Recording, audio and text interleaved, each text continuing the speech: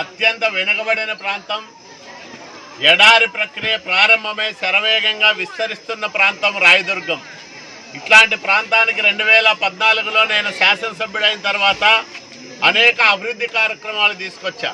ప్రధానంగా ఈ ప్రాంతంలో 1,00,000 ఎకరాలకు సాగునీళ్ళు ఇవ్వాలని ఒక గొప్ప సంకల్పం చేశా. దాదాపు 3,000 కోట్ల రూపాయల ఖర్చు కాగల ప్రాజెక్టులను రూపకల్పన చేయించా. అందులో జీడిపల్లి భైరవాంతిప్ప ప్రాజెక్టు, ఒక ప్రాజెక్టుకే 968 కోట్ల రూపాయల నిధులు మంజూరు చేయించి 20 కిలోమీటర్ల మేర కాలువ కూడా తవ్వించాం. కానీ దురదృష్టం కొద్దీ మా ప్రభుత్వం పోయింది. తర్వాత జగన్మోహన్ రెడ్డి ముఖ్యమంత్రి అయ్యాడు. ఒక్క అడుగంటే ఒక్క అడుగు కూడా అభివృద్ధి కార్యక్రమాలు ముందుకు సాగలేదు. 4,500 కోట్ల రూపాయలు తీసుకొచ్చి రాయదుర్గాన్ని అన్ని రంగాల్లో అగ్రగామిగా నిలపడానికి అహరహం శ్రమించాను నేను. ఈ 5 ఏళ్ల కాలంలో తీవ్రమైన నిర్లక్ష్యానికి గురైంది ఈ రాయదుర్గం ప్రాంతం. మళ్ళీ నేను ప్రజలకు ఒకటే హామీ ఇస్తున్నా, రాయదుర్గానికే ప్రత్యేకంగా ఎన్నికల ప్రణాళిక విడుదల చేయబోతున్నా. దాంట్లో నేను ఇచ్చే హామీ, ఆగిపోయిన జీడిపల్లి భైరవాంతిప్ప ప్రాజెక్టు పనులు పూర్తి చేస్తా. 968 కోట్ల రూపాయలు ఖర్చు పెడతాం. తప్పకుండా భైరవాంతిప్ప ప్రాజెక్టును కృష్ణా జలాలతో కలకల్లాడేలాగా చేస్తామని కూడా ఈ సందర్భంగా నేను మనవి చేస్తా ఉన్నా.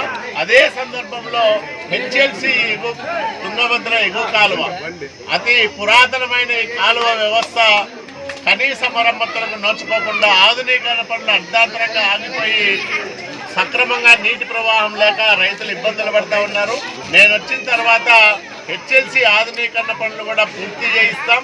అదే కాకుండా ఉంతకల్లు సమీపంలో ఒక బ్యాలెన్సింగ్ రిజర్వాయర్ 5 టీఎంసీల సామర్థ్యంతో బ్యాలెన్సింగ్ రిజర్వాయర్ను నిర్మించడానికి కూడా పనులను ప్రారంభం చేస్తా. ఖచ్చితంగా 10 సంవత్సరాల్లో ఆ ప్రాజెక్టును కూడా పూర్తి చేస్తామని నేను రాయదుర్గం ప్రజలకు హామీ ఇస్తా ఉన్నా.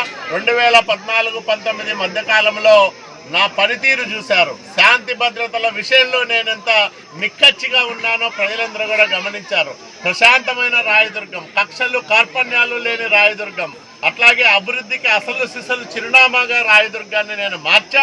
మళ్ళా అట్లాంటి మంచి రోజులు రావాలంటే రాయదుర్గంలో నేను గెలవాలి, రాష్ట్రంలో చంద్రబాబు నాయుడు గారు ముఖ్యమంత్రి కావాలి, ఎన్డీఏ కూటమి డబుల్ ఇంజిన్ సర్కార్ ఆంధ్రప్రదేశ్ రాష్ట్రంలో కొలువు తీరాల్సిన అవసరం ఉంది.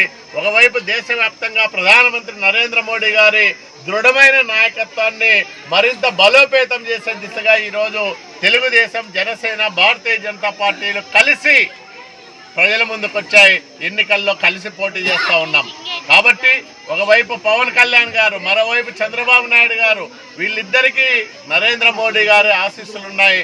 ఈ ముగ్గురి త్రిమూర్తుల సహాయ సహకారాలతో, వీళ్ళ దార్శనికతతో నిత్యం కష్టపడి పనిచేసే మనస్తత్వం ఉన్న చంద్రబాబు నాయుడు గారి సమర్థవంతమైన నాయకత్వం కింద మళ్ళా ఆంధ్రప్రదేశ్ రాష్ట్రం పూర్వ వైభవం తెచ్చుకుంటుంది.